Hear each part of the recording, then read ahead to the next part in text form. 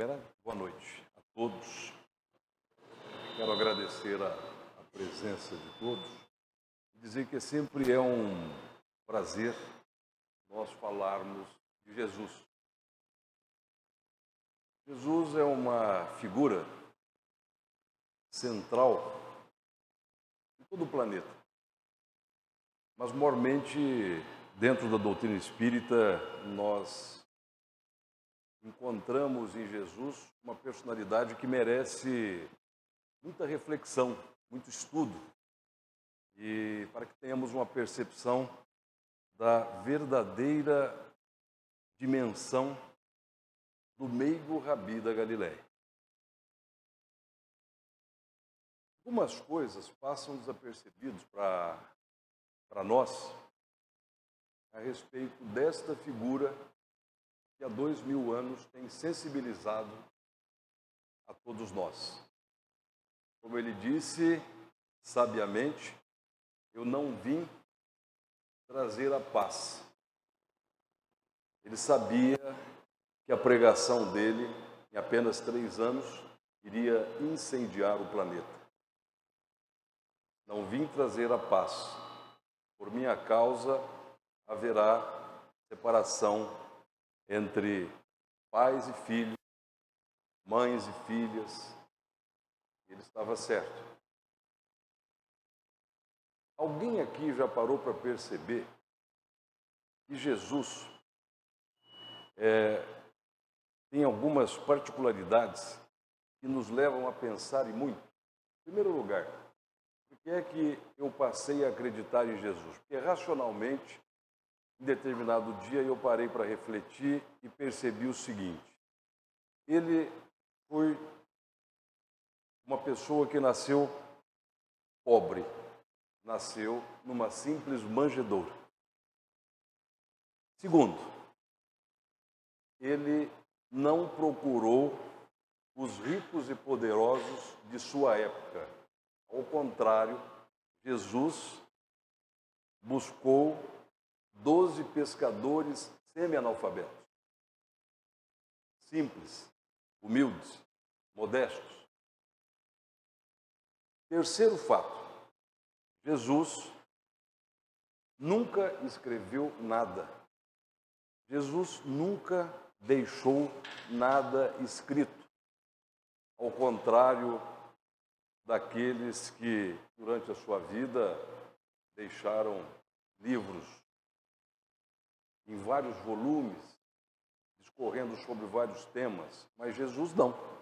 Jesus nunca escreveu nada. Tudo que sabemos das lições de Jesus vieram através dos evangelistas, principalmente Marcos, Mateus e Lucas.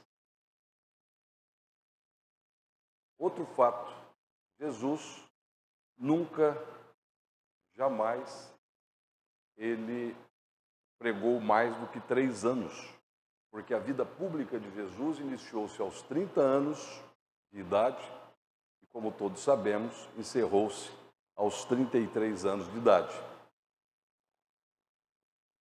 E apesar de tudo isso, se nós fôssemos, vocês perguntassem, mas você deu o currículo do Zé Ninguém, você deu o currículo do João Ninguém. Se eu dissesse este currículo e pedisse que alguém aqui apostasse alguma coisa em Jesus, com certeza, pela lógica, me diriam, não, eu não ponho um centavo nessa pessoa, nem sei de quem você está falando, mas não vai a lugar nenhum. Apesar de tudo isso, há 2000 anos, ele tinha razão. O planeta todo está em constante ebulição com a sua doutrina inigualável de perdão, de amor ao próximo incondicionalmente. E isso tem trazido a todos nós um alento. E muitas vezes o monstro da revolta toma conta dos nossos espíritos diante desta ou daquela situação que nos desagrada. É o nosso egoísmo, ainda bastante amplo, ainda bastante robusto dentro de nós. Nós ainda não entendemos plenamente Jesus. nós ainda não percebemos exatamente qual é a verdadeira mensagem de Jesus. O tema da palestra de hoje fala exatamente desta ideia central, porque a partir dela, se nós conseguirmos entender, em primeiro lugar, essa grande personalidade, essa personalidade inigualável, que apesar de tudo isso, foi o único ser humano que dividiu as eras humanas em antes e depois dele. Porque se vocês forem buscar na ciência história, a história como ciência, todos os marcos de divisão de era são fatos históricos. Vamos citar o exemplo, o fim da Idade Média é tido como a tomada de Constantinopla pelos turcos otomanos no ano de 1453. Este é um marco que divide ao fim da Idade Média e começa a chamada Idade Moderna, que vai até quando? Até um outro fato histórico. A tomada da Bastilha na França com a Revolução Francesa. Aí nós temos um único ser humano que é marco da história, antes e depois de Cristo. AC/DC. Virou até nome de grupo de rock internacional de sucesso, né? O AC/DC também pegou lá uma carona num dos marcos da história, que é Jesus, o meigo rabi da Galileia. A vida dele em 3 anos foi plena de perdão e de ensinamentos. Jesus não perdia a oportunidade de lecionar, porque ele sabia que o tempo dele era curto. Ele sabia que o cálice dele seria extremamente amargo. Então ele pregou, pregou e pregou. Durante todos os momentos ele aproveitava a oportunidade. Em algumas oportunidades ele nos deixou algumas situações que nos levam a continuar as nossas reflexões, que é o desapego. Jesus deixou muito claro que existiam 2 mundos. Em várias oportunidades, ele sempre disse que havia 2 mundos. Ele dizia sempre do mundo do meu Pai. Quando, da oportunidade em que ele lecionou através da parábola do dai a César o que é de César, naquele momento ele nos lecionou e disse dos 2 mundos. O mundo de César, dai a César o que é de César, e o mundo divino. Eu não vim ao mundo para cuidar dessas coisas. O meu reino, o reino do meu Pai, não é aqui. E hoje nós vemos, na atualidade, que o mundo das formas é aquele mundo onde nós vivemos, é o mundo carnal, o planeta, o mundo de César de que Jesus falou. E temos o mundo do pensamento. Nós somos espíritos, ainda impuros, e mesmo quando estamos desencarnados, o nosso grau evolutivo ainda é tão pequeno que nós ainda necessitamos de um corpo perispiritual. Segundo Kardec e segundo os espíritos que assessoraram Kardec na codificação, ele é constituído de uma matéria quintessenciada, muito sutil, que escapa ao entendimento do homem comum. Jesus, antigamente, lá na sua época, quando nos lecionou com a parábola do dai a César o que é de César e a Deus o que é de Deus, mostrou que existiam esses 2 mundos. O Espiritismo veio apenas confirmar a existência desses dois mundos de uma forma clara, absolutamente transparente para quem quiser ver. Nós temos o plano espiritual, que nos consola, por isso o Espiritismo é o consolador prometido. Então hoje, o mundo das formas é aquele mundo ilusório que muitas vezes leva o ser humano a alguns desvarios, a alguns equívocos, porque nós temos o plano do pensamento, e é no plano do pensamento que nós realmente existimos. Aqui neste plano, quando estamos encarnados, nós passamos um determinado período, com começo e fim. A morte do corpo físico é a única certeza que, paradoxalmente, nós temos. Sabemos que um dia vamos morrer. O resto, tudo é incerteza. Tudo são incertezas, exceto o dia que chegará. O nosso corpo físico, sendo parte do mundo das formas, vai ser levado embora. E isso nos leva a reavaliar a questão do apego e do desapego, do grau de apego e do grau de desapego. Muito bem. O que é, então, esse tal de mundo das formas? Como é que nós, dentro da doutrina espírita, estudiosos que somos, leitores, como é que nós devemos entender? O mundo das formas, meus irmãos e minhas irmãs, é tão somente aquilo que nós colhemos da vida física através de 5 sentidos. Nós só percebemos a nossa vida física através da audição, do tato, do paladar, do olfato. São sensações, não são sentimentos. As sensações são próprias do mundo das formas, o mundo do nosso corpo humano.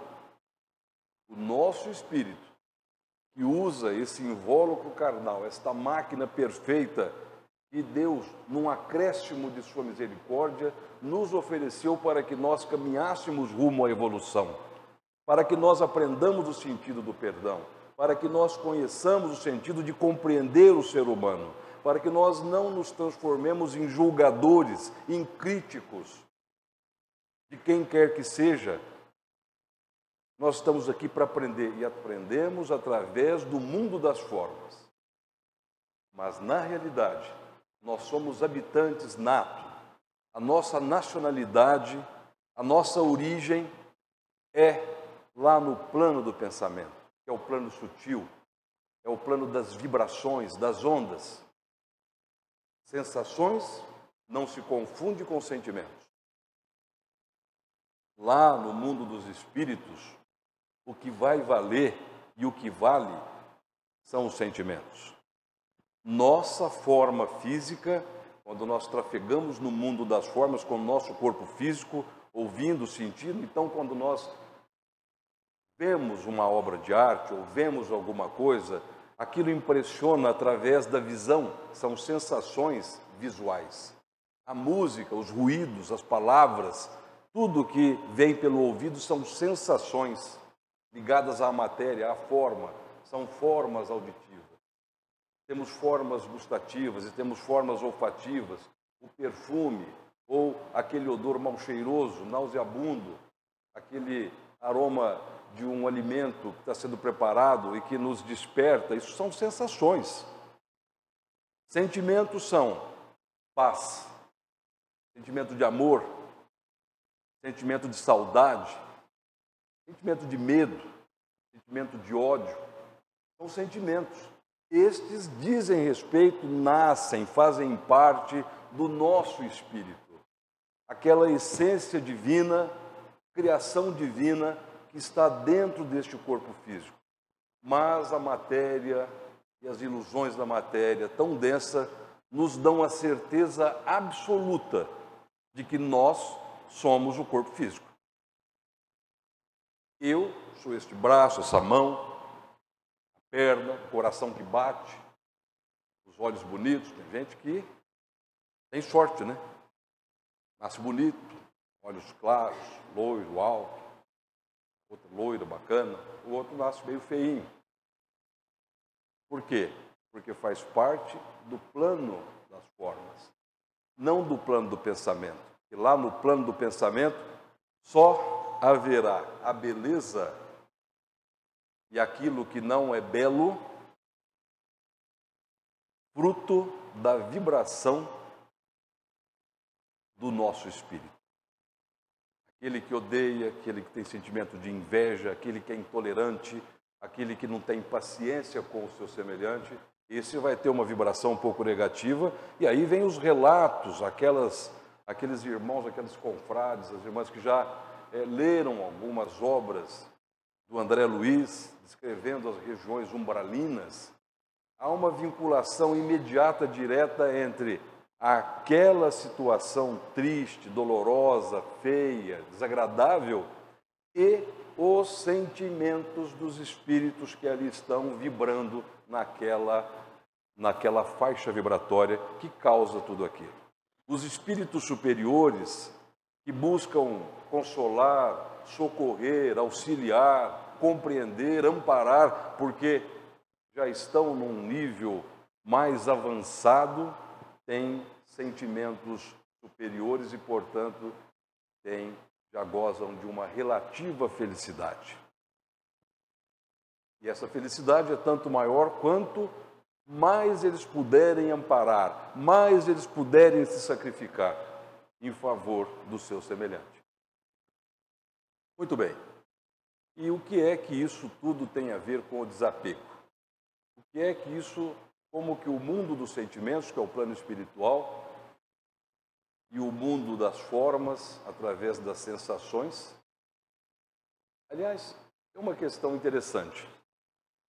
Quando a gente perguntar para vocês se conseguem lembrar de alguns sentimentos, primeiro é amor. O sentimento de amor. Depois o sentimento de paz, sentimentos positivos. O sentimento de calma, o sentimento de ódio, são sentimentos negativos, de inveja, negativo.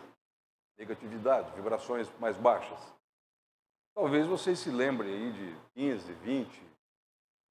A psicologia catalogou 356 sentimentos que o ser humano consegue vibrar.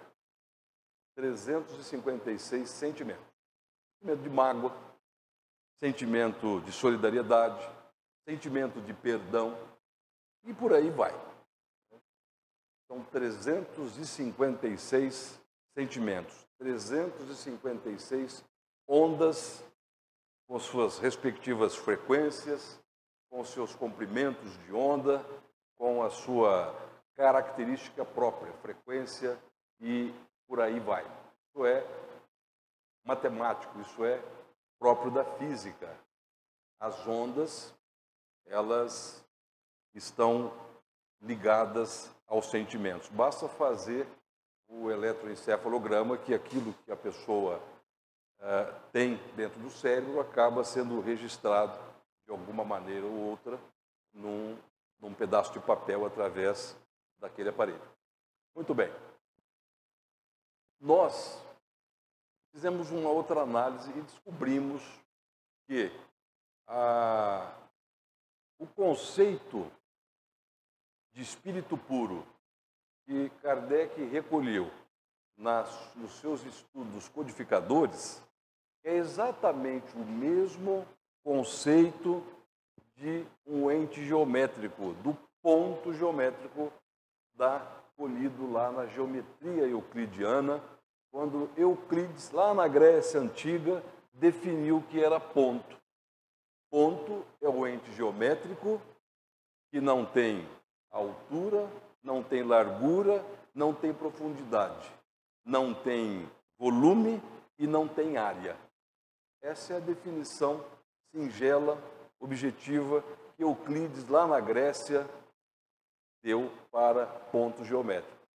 E quando vocês vão ver lá na codificação kardeciana, quando o Espírito de Verdade fala do Espírito puro, é exatamente isso.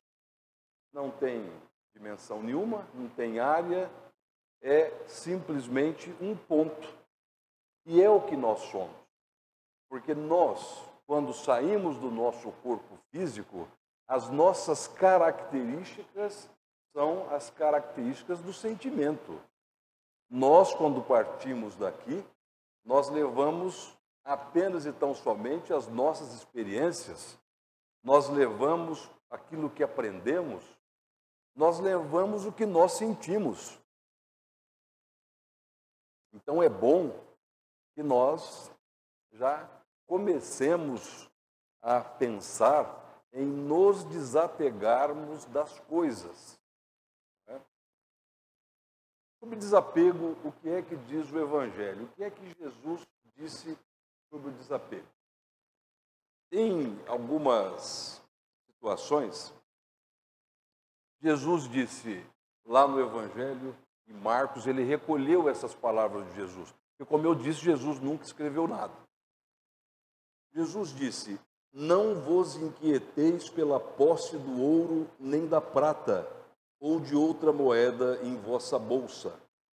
Não nem um saco, nem duas, nem sapatos, nem bastão, porque aquele que trabalha será alimentado do meu Pai. Jesus já pregava que o nosso espírito tem que ficar sereno. Temos aqui para aprender.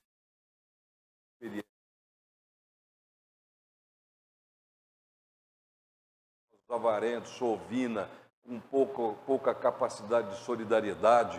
Todos nós estamos nessa luta. Uns um pouco mais, um pouco menos, mas todos nós estamos nessa luta. E é isso. Isso daqui. Uma outra passagem de Jesus que está em Lucas: ninguém pode ser ou odiará um, a outro, prezará um e adorará o outro. Não podeis servir simultaneamente e Deus e a mamon.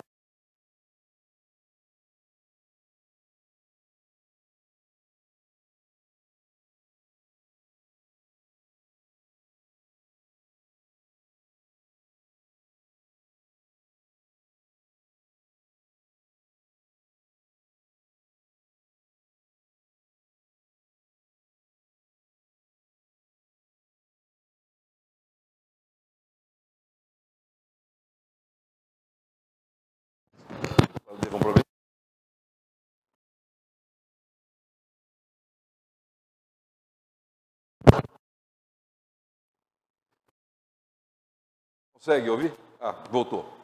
Então, o óbolo da viúva é uma... Ele está numa praça e havia a arca do tesouro entre os hebreus e colocavam os hebreus vinho.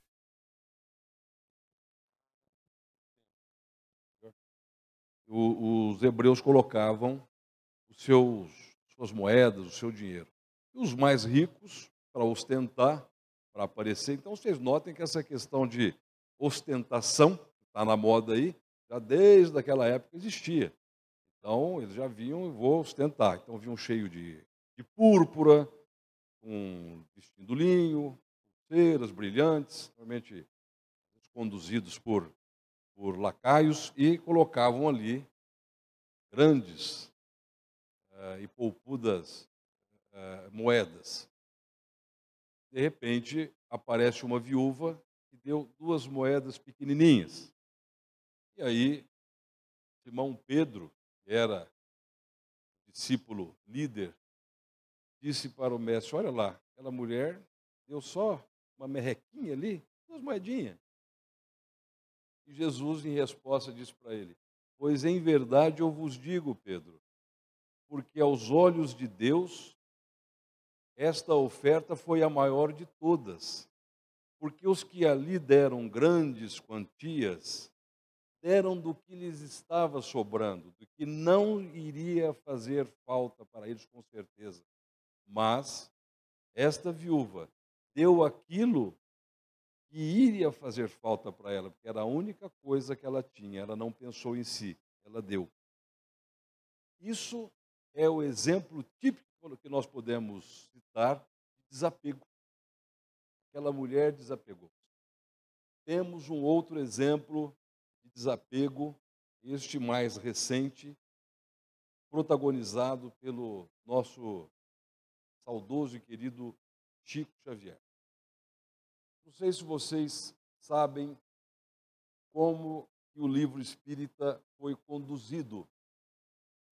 Foi uma missão muito bem planejada pelo alto, onde o Zeus Vantuil, que assumiu a presidência da Federação Espírita Brasileira em 1937, começou a trocar cartas com o Chico Xavier, e o Chico produzindo intensamente, incansavelmente, a obra do livro espírita, fotografando André Luiz, fotografando as obras de Emmanuel, sem falar no Parnaso de Além-Túmulo. E ele mandava os escritos, o Zeus Vantuil preparava aquilo para ser editado e publicado, surgiam as dúvidas, o Zeus escrevia, o Chico conversava e consultava o Emmanuel e a obra vinha a público. Isso durou de 1937 até 1973. A nossa querida irmã, Sueli Caldas Schubert, pegou todas estas cartas deste período que eu citei e enfechou num livro chamado Testemunhos de Chico Xavier. Quem ler esta obra vai entender e perceber bem que ela não foi mero acaso.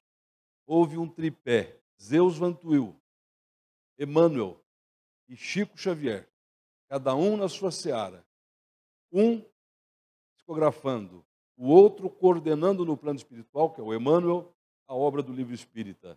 E aqui, o Zeus Vantuil, incessantemente trabalhando, e chegou o momento em que ele precisava de máquinas impressoras mais modernas, com maior capacidade de produção, e o dinheiro não vinha.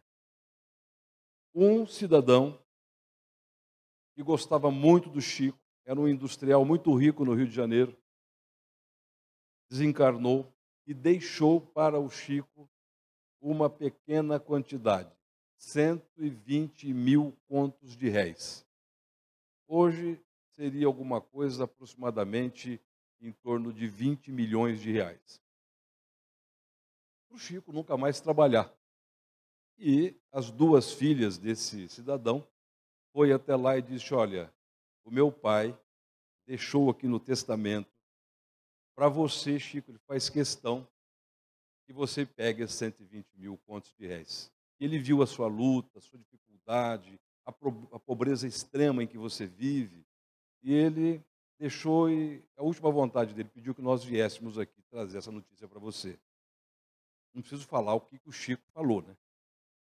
O Chico disse o seguinte: minhas irmãs, a maior homenagem que eu posso fazer a este querido amigo é doar este valor para a Federação Espírita Brasileira, porque o Zeus está lutando com imensas dificuldades para renovar o parque gráfico da Federação Espírita Brasileira. E o Chico não ficou, como nunca ficou, nem das obras dele, com um centavo sequer desta pequena fortuna que lhe foi destinada por testamento. O que chama a atenção? O extremo desapego que demonstrou um discípulo direto de Jesus, chamado Chico Xavier, e nos mostrou várias e várias vezes esse desapego. Eu, particularmente, tive a grata satisfação de, entre os anos de 1981 e 1983, conviver com o Chico lá no Grupo Espírita da Prece, em Uberaba, porque eu frequentava um centro espírita chamado Casa de Jesus, em Campinas, que existe até hoje, e o Chico realmente tinha essa personalidade pronta para o desapego. E o desapego, ele não é só dos bens materiais. Aí nós devemos pensar, ser pobre é uma virtude? Será que essa é a pergunta que fica? A resposta é não. Em tudo deve haver um equilíbrio. E como já diziam os romanos lá atrás, 2.300, 2.500 anos, quando eles estruturaram as bases do que é hoje o direito moderno, eles diziam que virtus in medius est. A virtude está no meio. Isso significa o quê? Equilíbrio. Tudo que é desequilíbrio, ou está muito à esquerda, ou está muito à direita, ou está muito para um lado, ou está muito para o outro. Então, nós temos que ter esta mensagem. Equilíbrio em tudo. Não podemos nos apegar. Vamos dar valor àquilo que tem o seu devido valor. Isso diz respeito também, e as pessoas acabam esquecendo, ao apego com as pessoas, com as coisas. Devemos também deixar para pensar com um pouquinho mais de calma quando nós começamos a nos apegar com certas coisas. Eu já vi gente que fala, mas essa calça aqui eu gosto dela, essa blusa, eu não jogo fora, nem serve mais para mim, mas eu gosto tanto dela, está aqui no meu guarda-roupa. Aí se pergunta, qual a utilidade daquilo? Que pensamento é esse? É um pensamento doentio, é o chamado apego. Mais fácil nós irmos nos desapegando, até porque nós já falamos aqui, a única certeza da vida é que um dia vamos partir. E até o nosso corpo físico vai ficar por aqui. Então, essa questão que nós colocamos é uma questão que deve ser muito bem pesada. Quinquilharias, o mundo das formas enche os nossos olhos. Então, nós vivemos hoje no mundo de consumismo. E as pessoas confundem conforto com felicidade. Há um raciocínio em que, se eu tiver conforto, eu vou ser feliz. Mas para ter conforto, eu preciso ter pelo menos uma Ferrari, porque senão eu não fico bem. Eu me sentiria muito bem se eu tivesse uma gargantilha de brilhantes, toda cravejada. Eu me sentiria melhor se eu morasse naquele iate, pudesse velejar pelo mundo. Eu ia ser feliz. Não. A felicidade é um estado de espírito. Nós não colocamos iate, nem joias, nem veículos, nem coisa nenhuma dentro do nosso espírito. O conforto, ele não traz a felicidade.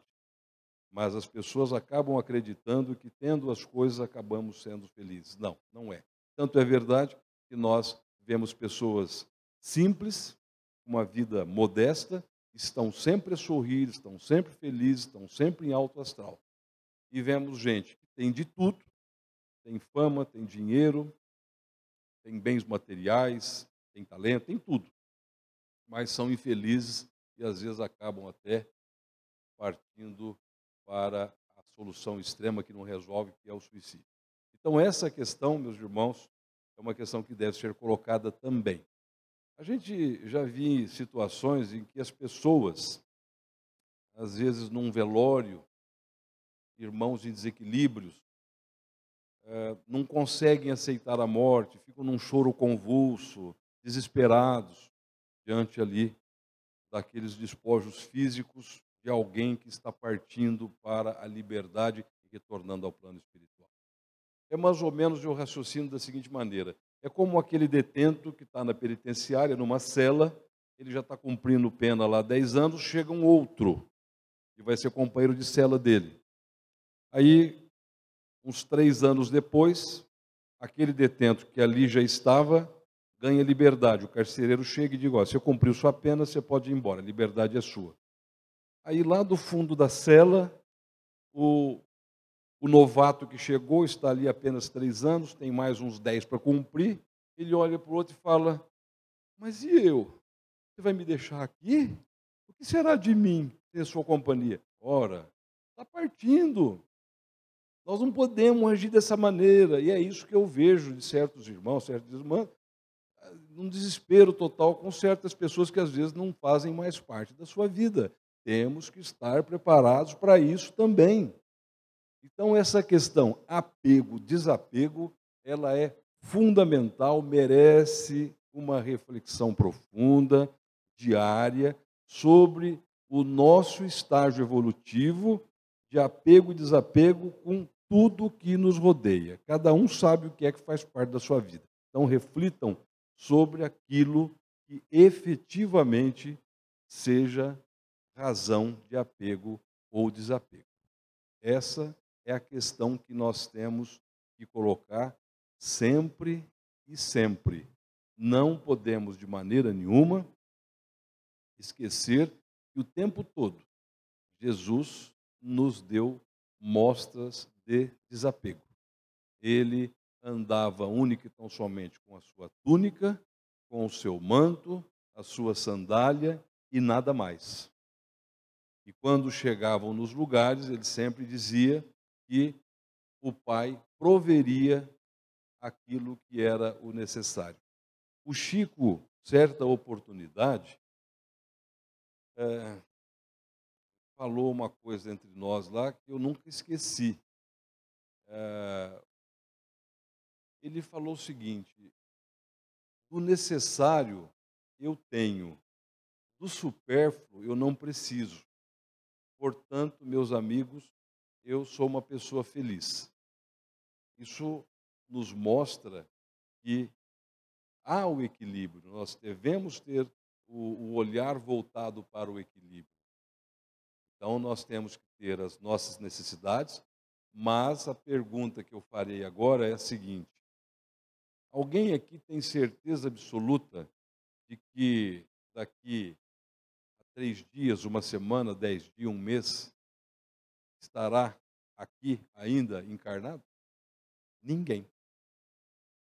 E aí vem uma outra pergunta: será que eu estaria preparado o suficiente para deixar meus bens materiais, meu imóvel, meus imóveis, meus veículos, meus livros, as minhas coisas todas, as minhas joias, minha moto? De moto, eu tenho moto, então estou tentando me desapegar dela também. O meu próprio corpo físico e as pessoas que estão comigo? Será que de repente, alguém fala: olha, meu irmão, minha irmã, você já desencarnou? Não, não desencarnei. Eu estou aqui. Não, você já desencarnou. Não. Isso, esse diálogo que eu estou dizendo, é muito comum em sessões de desobsessão, de pessoas que às vezes têm uma morte violenta e não percebem que passaram para o outro plano. E quem é doutrinador de sessão de desobsessão sabe a dificuldade que tem para convencer certas pessoas. E é comum já ouvir, eu participei desse tipo de sessão, a gente ouvir o indivíduo, a pessoa dizer: olha, não, mas eu tenho muita coisa lá, eu não posso, não pode, isso não pode ser verdade. E as minhas propriedades? E os meus negócios? E o dinheiro que eu tenho? Eu tenho tanto lá no banco, está tudo aplicado lá. Então, é difícil, mas é uma realidade. E nós devemos viver dentro da realidade. Não podemos viver iludido pelo plano das formas. Na realidade, o que vigora, o que vale, o que vibra são os sentimentos. E isso é no mundo do pensamento. E lá, até o corpo físico vai ficar aqui. Para lá nós não vamos levar absolutamente nada. Portanto, desapego é uma ideia que deve ser analisada diariamente. Nós devemos buscar o nosso autoconhecimento e criticar a nós mesmos com relação à questão do apego ou do desapego. Eu quero agradecer a todos pela atenção, pela paciência. Deus com certeza vai dar uns bônus celestiais para vocês por terem tido a paciência de me ouvir. Muito obrigado a todos. Fiquem em paz, com muita paz.